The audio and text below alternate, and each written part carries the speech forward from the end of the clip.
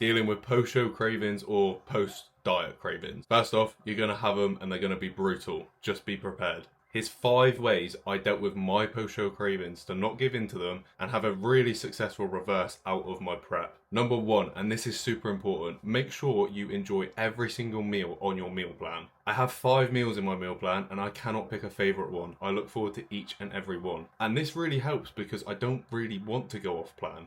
Because if I go off plan, I can't have one of the meals that I really enjoy. Number 2, if you really cannot get rid of that craving, take one of your meals, look at the macros, and then replace that meal with a macro-friendly version of what you're craving.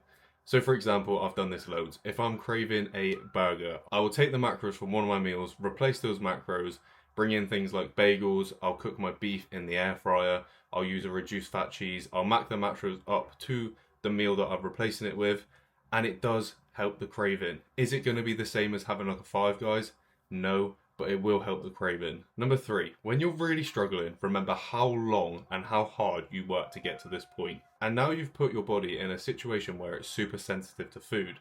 And if you feed it the right food, it's going to reward you. You're going to grow, you're going to get stronger, you're going to stay nice and lean. However, if you give into those cravings, you're going to end up putting on fat way too quickly, and you're going to ruin the amount of work you've just put in for however many weeks, months to get to that point.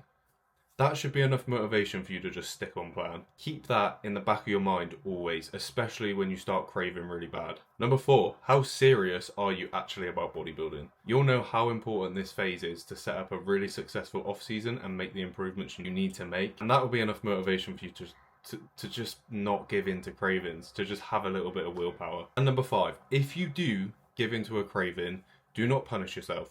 Just get back on plan the next day. If you've got a coach, speak to your coach about it. Do not end up restricting yourself for the next few days because you're going to end up binging again because the hunger will get too bad. If you mess up, it's okay. Leave it in the past, get back on plan, and not make that mistake again. And then just some other obvious points. If you've got takeaway apps on your phone, just delete them. If you go to a shop and you're really craving something like a chocolate bar, and you see a big chocolate bar, and you buy it thinking, oh, I'll only have a little bit of that. You won't, you'll probably eat the whole thing, so just don't buy it in the first place. And if you haven't already, don't hoard a load of treats over your diet or prep, because you will just eat them after. And then the last point, sometimes you've just got to sit and struggle with the cravings.